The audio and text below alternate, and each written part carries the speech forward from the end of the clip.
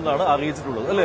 ദേവസ്വം മന്ത്രി നമ്മളുടെ ക്രമീകരണങ്ങളുമായി ബന്ധപ്പെട്ട് സംസാരിച്ചിരുന്നു അല്ലേ? അദ്ദേഹത്തിന്റെ വാക്കുകളിലേക്ക് ഒന്ന് പോകണം. ദേവസ്വം മന്ത്രി കുറേയേറെ കാര്യങ്ങൾ ഇന്നലെ വൈകിട്ട് വിശദമായ ഒരു അവലോകന യോഗമാണ് ഇവിടെ വേദി ഒന്നിൽ നടന്നത്. ദേവസ്വം ബോർഡ് പ്രസിഡന്റ് ഉണ്ടായിരുന്നു, അതേപോലെ തന്നെ മറ്റ് ദേവസ്വം ബോർഡിന്റെ പ്രധാനപ്പെട്ട ആളുകൾ എല്ലാം പങ്കെടുത്തു. അത് മാത്രമല്ല പിന്നെ അതിന്റെ ഇവന്റ് മാനേജ്മെന്റുമായി ബന്ധപ്പെട്ട ആളുകളെല്ലാം ഉണ്ടായിരുന്നു. അപ്പോൾ ഒരു അന്തിമ ക്രമീകരണം എങ്ങനെയാണ് എന്നുള്ള കാര്യം അദ്ദേഹം വിശദീകരിക്കുകയുണ്ടായി അദ്ദേഹത്തിന്റെ വാക്കുകളിലേക്ക്. അതുപോലെ തന്നെ അദ്ദേഹം മറ്റു കാര്യങ്ങളും പറഞ്ഞു.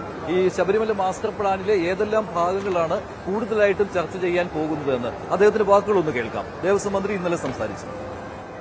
ദേവസ്വം മന്ത്രി വി എൻ വാസവൻ അയ്യപ്പ സംഗമത്തിന്റെ അവസാനവട്ട ഒരുക്കങ്ങൾ വിലയിരുത്തുന്നതിന് വേണ്ടി എത്തിയിരിക്കുകയാണ്. ഇപ്പോൾ ഒരുപാട് ആളുകൾ ഈ ശബരിമലയുടെ വികസനത്തിന് വേണ്ടി ഇങ്ങോട്ട് നമ്മളെ സഹായിക്കുമെന്നുള്ള രീതിയിലുള്ള ഒരു വിലയിരുത്തലാണല്ലോ ഉള്ളത്. ഇപ്പോൾ തന്നെ അങ്ങനെയുള്ള സഹായം വാഗ്ദാനം ചെയ്ത് ആളുകൾ എത്തിയിട്ടുണ്ടോ? ഇല്ല, ഇപ്പൊ സഹായം നമ്മൾ ഓഫർ ചെയ്യുന്ന മീറ്റിംഗ് അല്ല ഇത്. നമ്മൾ ആദ്യമായി നമുക്കൊരു ഐഡിയ ഉണ്ടാക്കി അവരുടെ മുമ്പിൽ പ്രസന്റ് ചെയ്തിട്ട് വേണ്ട ഇന്നതിന് ഇന്നയാൾ സഹായിക്കാൻ പറയാം. അപ്പോൾ അതുകൊണ്ട് നിങ്ങൾ പറയുന്ന പോലെ ഇൻവെസ്റ്റേഴ്സ് മീറ്റിൻ്റെ രൂപത്തിൽ ഇതിനെ കാണരുത്. ഇത് യഥാർത്ഥത്തിൽ ശബരിമലയുമായി ബന്ധപ്പെട്ടൊരു ആഗോള തീർത്ഥാടന കേന്ദ്രമാക്കി മാറ്റാൻ എന്തൊക്കെയാണ് വേണ്ടത്, അതിനെന്തൊക്കെ പശ്ചാത്തല സൗകര്യം വേണം, ഭക്തന്മാർക്ക് എന്തൊക്കെ ബുദ്ധിമുട്ടാണ് ഇവിടെ ഉണ്ടാകുന്നത്, അവർക്ക് ഭാവിയെ സംബന്ധിച്ചുള്ള നിർദ്ദേശങ്ങൾ എന്തൊക്കെയാണ്, അത് കേൾക്കാനുള്ളൊരു മനസ്സ് ദേവസ്വം ബോർഡ് കാണിക്കുന്നു. ദേവസ്വം ബോർഡിന് പ്ലാറ്റിനം ജൂബിലിയോടനുബന്ധിച്ച് വിശാലവുമായ ഒരു അന്തരീക്ഷം ഒരുക്കിയെടുക്കാൻ അവർ മുന്നോട്ട് വരുമ്പോൾ കുറച്ച് പദ്ധതികൾ ഇപ്പോൾ തന്നെ ഉണ്ടല്ലോ, പേപ്പറിലുണ്ടല്ലോ. പേപ്പറിലുള്ള പേപ്പർ നടപ്പാക്കി വരുമ്പോൾ ആ നടപ്പാക്കുന്നിടത്തുള്ള പ്രായോഗിക ചില പ്രശ്നങ്ങളുണ്ടല്ലോ, അത് ഉൾപ്പെടെ നമുക്ക് നടക്കുന്നിടത്ത് എന്തെല്ലാം തരത്തിലുള്ള നിർദ്ദേശങ്ങൾ അവർക്കുണ്ടെന്നുകൂടെ പറയുന്നത് കേൾക്കുന്ന നല്ലതല്ലേ. അത് ഇപ്പോൾ ഉണ്ടാക്കിയിട്ടുള്ള 3 ഘട്ടങ്ങളിലായി നടപ്പാക്കാനുള്ള നിർദ്ദേശമാണ് വന്നിട്ടുള്ളത്. അത് ഏതൊക്കെ നടപ്പാക്കണം, ഏതൊക്കെ തരത്തിൽ വേണമെന്നുള്ളത് ഭക്തന്മാരുടെ അഭിപ്രായം. ഇപ്പോൾ എയർപോർട്ട് വരാൻ പോകുന്നു, അതുപോലെ റെയിൽവേ സ്റ്റേഷൻ വരാൻ പോകുന്നു. ഇതൊന്നും മുമ്പില്ലാതിരുന്നതാണ്. ഇതെല്ലാം വരുന്നതോടുകൂടി ഇപ്പോൾ കഴിഞ്ഞ വർഷം 53,60,000 പേരായിരുന്നെങ്കിൽ ഈ വർഷം അതിൽ കൂടും. വിമാനത്താവളം വലിയൊരു പ്രാധാന്യം നൽകുന്നുണ്ടല്ലോ, അതിനുള്ള ഒരു ഇൻവെസ്റ്റ്മെന്റ് ഇപ്പോൾ തന്നെ അങ്ങനെ ഒരു പ്രാഥമിക ഘട്ടത്തിലോ അങ്ങനെ എന്തെങ്കിലും ഒരു ഇൻവെസ്റ്റ്മെന്റിന്റെ രൂപത്തിൽ എന്തെങ്കിലും വാഗ്ദാനമോ അങ്ങനെ എന്തെങ്കിലും വന്നിട്ടുണ്ടോ? ഇല്ല, വിമാനത്താവളത്തിന് മറ്റേ വെളിയിൽ നല്ലല്ലോ ഇൻവെസ്റ്റ്മെന്റ്സ് വരേണ്ടത്. വിമാനത്താവളത്തിന് സ്റ്റേറ്റ് ഗവൺമെന്റും കേന്ദ്ര ഗവൺമെന്റ്, അതിൽ സ്റ്റേറ്റ് ഗവൺമെന്റിന്റെ ഭാഗത്ത് നിന്ന് ഭൂമിയെടുക്കൽ പ്രക്രിയ ആരംഭിച്ചു. കേന്ദ്ര ഗവൺമെന്റ് അനുമതി തന്നു. പരിസ്ഥിതി മന്ത്രാലയത്തിന്റെയും അതുപോലെ സാമൂഹ്യ ആർഭരണത്തിന്റെ എല്ലാം റിപ്പോർട്ടുകൾ വന്നു, അതെല്ലാം അംഗീകരിക്കപ്പെട്ടു. പക്ഷെ അപ്പോൾ അത് ഈ സമ്മേളനത്തിന് അതിനുള്ള പ്രാധാന്യം എന്താണ്? ഇവിടെ ഇങ്ങനെ വരുന്നു എന്നുള്ള കാര്യം നമുക്ക് ഇവിടെ അറിയിക്കാവില്ല. ആഗോള തീർത്ഥാടകർക്ക് വരാൻ ഭാവിയിൽ ഉണ്ടാകാൻ പോകുന്ന സൗകര്യം, ഇത് എയർപോർട്ട് വരുന്നു, അതിന്റെ ഭൂമി ഏറ്റെടുക്കൽ പ്രക്രിയ ആരംഭിച്ചു. മണിമല അതുപോലെ എരുമേലി തെക്ക് വില്ലേജ് രണ്ടിൻ്റെയും സർവേ ആരംഭിച്ചു കഴിഞ്ഞു. അപ്പോൾ ഇതെല്ലാം വരാൻ പോകുന്ന പശ്ചാത്തല സൗകര്യമാണെന്ന് അറിഞ്ഞിരിക്കുന്നവർക്ക് നല്ലതല്ലേ ഭാവിയിലൂടെ വരാൻ. അപ്പോൾ ലോകത്തിൻ്റെ നാനാഭാഗത്തു നിന്ന് ഇവിടെ വന്നിറങ്ങാൻ കഴിയുന്ന രൂപത്തിലേക്ക് പ്ലെയിൻ വരുന്നു എന്ന് പറയുമ്പോൾ തന്നെ ഇങ്ങോട്ടുള്ള വരവിന് വലിയ രൂപത്തിലുള്ള ഗ്രാവിറ്റി ഉണ്ടാകും, വലിയ രൂപത്തിൽ തീർത്ഥാടകർ എത്തിച്ചേരും. അപ്പോൾ ഒരു പിൽഗ്രിം ടൂറിസ്റ്റ് സെൻ്റർ എന്ന രൂപത്തിൽ ആഗോള തീർത്ഥാടന കേന്ദ്രമാക്കി മാറ്റി തീർക്കുക നമ്മുടെ കാഴ്ചപ്പാട് അർത്ഥപൂർണ്ണമാക്കാൻ കഴിയും. അതിനുള്ള അവസരം ഉണ്ടാക്കുന്ന കാര്യങ്ങൾ ഇവരുടെ മുമ്പിൽ അവതരിപ്പിക്കുന്നു. അതോടൊപ്പം തന്നെ ഇവിടെ നമുക്ക് കിട്ടിയ മാസ്റ്റർ പ്ലാൻ നടപ്പാക്കുന്നത് സംബന്ധിച്ച രൂപരേഖ അവതരിപ്പിക്കുന്നു. അതിൽ അവരുടെ വിലപ്പെട്ട നിർദ്ദേശങ്ങൾ നമ്മൾ സ്വീകരിക്കുന്നു. ഒപ്പം ഒരു പിൽഗ്രിം ടൂറിസത്തിൻ്റെ ആഗോള വീക്ഷണങ്ങൾ എങ്ങനെയായിരിക്കണം എന്നത് സംബന്ധിച്ച് ഒരു ഐഡിയ ഇവിടെ അവതരിപ്പിക്കുക, അവരുടെ നിർദ്ദേശം രൂപരേഖ തയ്യാറാക്കലേ ഉള്ളൂ അല്ലേ. ഒരു പൊതുനയം രൂപീകരിക്കുക, അതിനെ പറയാം, ഒരു പൊതുനയം ഉണ്ടാക്കിയെടുക്കാൻ സഹായിക്കുന്ന അഭിപ്രായങ്ങൾ. അപ്പോൾ ഇതെല്ലാം വെച്ചുകൊണ്ട് നമ്മളിതിൻ്റെ DPR എല്ലാം ആയിക്കഴിഞ്ഞതിന് ശേഷം ആണ് സ്പോൺസർമാരെ പിന്നെ കണ്ടുപിടിക്കുന്നത്. അന്നേരമാണ് നമുക്ക് ഇൻവെസ്റ്റേഴ്സ് മീറ്റിംഗ്. അല്ലാതെ ഈ ഒരു ഇതിലൊരു ഓഫറോ അങ്ങനെയൊന്നും പ്രതീക്ഷിക്കുന്നില്ല. ചില ആളുകൾ കേട്ടിട്ട് സംശയമുണ്ടോ? ഇല്ലില്ല, ഒരു സംശയവും വേണ്ട. അതിൽ വെളിയിൽ നിന്ന് ഇതെല്ലാം തയ്യാറായി കഴിയുമ്പോൾ ചില പബ്ലിക് സെക്ടർ വരും, ചില പ്രൈവറ്റ് സെക്ടർ വരും, ചില ഭക്തന്മാർ വരും. മുമ്പ് അങ്ങനെ വന്നിട്ടുണ്ട്, ഇവിടെയുണ്ട്, പ്രശസ്തമായ ക്ഷേത്രത്തിലൊക്കെ വന്നിട്ടുണ്ട്. അപ്പോൾ ഇവിടെ അത്തരത്തിൽ കിട്ടും, ആ കാര്യത്തിൽ സംശയമില്ല. ഇപ്പോൾ ഒരു കാര്യം കൂടി, ഇപ്പോൾ മിനിയാന്ന് താങ്കൾ നിയമസഭയിൽ രേഖാമൂലം എഴുതി നൽകിയ മറുപടിയിൽ 2011-16 കാലഘട്ടത്തിലെ സത്യവാങ്മൂലം യുവതീ പ്രവേശന വിഷയത്തിൽ സർക്കാർ തിരുത്തിയിട്ടില്ല എന്ന് പറയുന്നുണ്ട്. അതിലൊരു പൊരുത്തക്കേടില്ലേ അത്? ഇല്ല, അതിപ്പോഴത്തെ കാര്യമല്ലല്ലോ. പണ്ടത്തെ കാര്യം മാറ്റി കൊടുക്കത്തിട്ടുണ്ടോ ചോദിച്ചപ്പോൾ ഇല്ല, മാറ്റി കൊടുക്കാൻ ഇനി സുപ്രീം കോടതി നിലവിൽ നിൽക്കുന്ന ഒരു കേസല്ലേ. അന്ന് തന്നെ മാറ്റിയതല്ലേ 2016 നവംബറിൽ തന്നെ? ഇല്ല, സുപ്രീം കോടതിയിൽ ഇപ്പോൾ ഈ കാര്യത്തിൽ നിലവിൽ റിവ്യൂ പെറ്റീഷൻ ഉണ്ട്.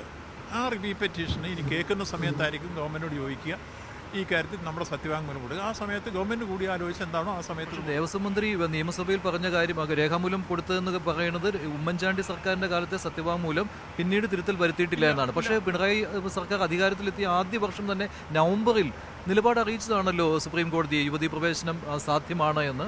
ഇല്ല, ഇപ്പം നമ്മൾ പഴയ രേഖകൾ നോക്കിയിട്ടാണ് അതിന് കൊടുത്തിട്ടുള്ള മറുപടികൾ കൊടുത്തിട്ടുള്ളത്.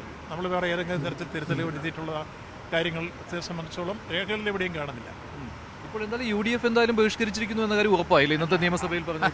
അല്ല, അവർ ഇക്കാര്യത്തിൽ നല്ല കാര്യങ്ങൾക്ക് ഏതിനെങ്കിലും സഹകരിച്ചിട്ടുണ്ടോ? നവകേരള സദസ്സ്, ലോക കേരള സഭ, അതുപോലെ വിഴിഞ്ഞം തുറമുഖം, അവരിതെല്ലാം ബഹിഷ്കരിക്കുമ്പോൾ അതിനൊന്നുകൂടെ മാറ്റുകൂട്ടി ജനങ്ങളത് ഏറ്റെടുക്കുകയാണ്. ഈ ലോക കേരള സഭയുമായിട്ട് ഇത് താരതമ്യപ്പെടുത്താൻ പറ്റും? അങ്ങനെയാണ് അതിനകത്ത് പ്രതികളും വരുന്നുണ്ട്.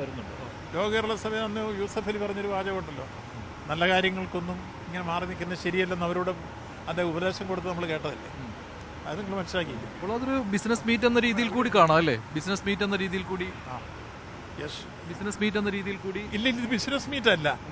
ഇത് തികച്ചും തീർത്ഥാടനത്തിനെത്തുന്ന അയ്യപ്പ ഭക്തന്മാരുടെ താല്പര്യം പരിരക്ഷിക്കുന്ന രൂപത്തിലേക്കുള്ള സംഗമം തന്നെയാണ്, വേറൊന്നുമല്ല. ശരി, നന്ദി ശ്രീ വി എൻ വാസവൻ. ദേവസ്വം മന്ത്രി വി എൻ വാസവൻ എന്താണ് അയ്യപ്പ സംഗമം കൊണ്ട് ലക്ഷ്യമിടുന്നത് എന്നത് ആവർത്തിച്ച് വ്യക്തമാക്കിക്കൊണ്ടിരിക്കുകയാണ്. എന്തായാലും ഒരു പൊതുനയം രൂപീകരിക്കുക ശബരിമലയുടെ വികസനത്തെക്കുറിച്ച്, ഇത് തന്നെയാണ് മന്ത്രി പറയുന്നത്. ശബരിമല വിമാനത്താവളവും ശബരിമല റെയിൽപാതയും ഒക്കെ ഇതിലൊരു പ്രാധാന്യമർഹിക്കുന്ന ഘടകം തന്നെയാണ്. ഇതിനെക്കുറിച്ചുള്ള ചർച്ചകളൊക്കെ ഉണ്ടാകും. ഇതിലൊന്നും പക്ഷേ ഇപ്പോൾ എന്തെങ്കിലും സഹായ വാഗ്ദാനം മുന്നോട്ട് വയ്ക്കാൻ വേണ്ടിയുള്ള ആളുകളെ വിളിച്ചു വരുത്തൽ എന്നതല്ല ഉദ്ദേശിക്കുന്നത്. ഈ പദ്ധതികൾ രൂപവൽക്കരിച്ചതിന് ശേഷം പിന്നീട് സാമ്പത്തികമായി ഈ പദ്ധതികൾ ഏറ്റെടുത്ത് നടപ്പാക്കാൻ തയ്യാറുള്ളവരുണ്ടെങ്കിൽ അവർ മുന്നോട്ട് വരട്ടെ. ഇതുകൂടി സംസ്ഥാന സർക്കാരും ദേവസ്വം ബോർഡും ലക്ഷ്യമിടുന്ന കാര്യങ്ങളാണ്. ഇതൊക്കെയാണ് ഈ ശബരിമല അയ്യപ്പ സംഗമത്തിന്റെ ഉദ്ദേശ ലക്ഷ്യങ്ങൾ. വിമർശനങ്ങളെ അദ്ദേഹം തള്ളിക്കളയുകയാണ്. ഇനി ഏതാനും നിമിഷങ്ങൾ മാത്രമേയുള്ളൂ അയ്യപ്പ സംഗമം പമ്പയിൽ തുടങ്ങും. ഇതാണ് ദേവസ്വം മന്ത്രിയുടെ വാക്കുകൾ. അതായത് ഒരു പൊതുനയം രൂപീകരിക്കുക എന്നുള്ളതാണ് തിരുവിതാംകൂർ ദേവസ്വം ബോർഡും സർക്കാരും ലക്ഷ്യമിടുന്നത്. അതേക്കുറിച്ചുള്ള ചർച്ചകളായിരിക്കും ഇന്നുണ്ടാകും. ഒരുപാട് സംശയങ്ങൾ ഇക്കാര്യത്തിലുണ്ടായിരുന്നു. അത് ദൂരീകരിക്കുകയായിരുന്നു ദേവസ്വം മന്ത്രി ഇപ്പോൾ ചെയ്തത്. പക്ഷേ രഞ്ജിത്ത്, ഇപ്പോൾ 100 പേർ രജിസ്റ്റർ ചെയ്തു എന്ന് പറയുന്നുണ്ട്. അതിനേക്കാൾ കൂടുതൽ ആളുകൾ ഇപ്പോൾ ആയിട്ടുണ്ട്. കൂടുതൽ അയ്യപ്പന്മാർ വന്നുകൊണ്ടിരിക്കുകയാണ്. നേരത്തെ ഓൺലൈൻ രജിസ്റ്റർ ചെയ്ത കൂടുതൽ ആളുകൾ എത്തിക്കൊണ്ടിരിക്കുകയാണ്. അങ്ങനെ വരുമ്പോൾ സംസ്ഥാനങ്ങളിൽ നിന്നുള്ള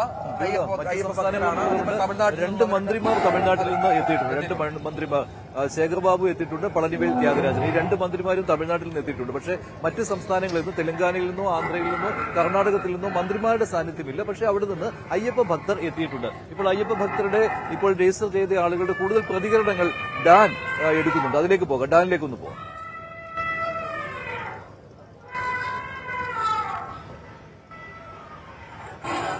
മഞ്ജുഷ, ഞാൻ പ്രധാന വേദിയിലാണ് ഇപ്പോഴുള്ളത്. പ്രധാന വേദിയിൽ ഇതാണ് മുഖ്യമന്ത്രി ഉൾപ്പെടെയുള്ള മന്ത്രിമാർ ഉൾപ്പെടെയുള്ളവർക്ക് വേണ്ടി തയ്യാറാക്കിയിരിക്കുന്ന ഇരിപ്പിടങ്ങൾ.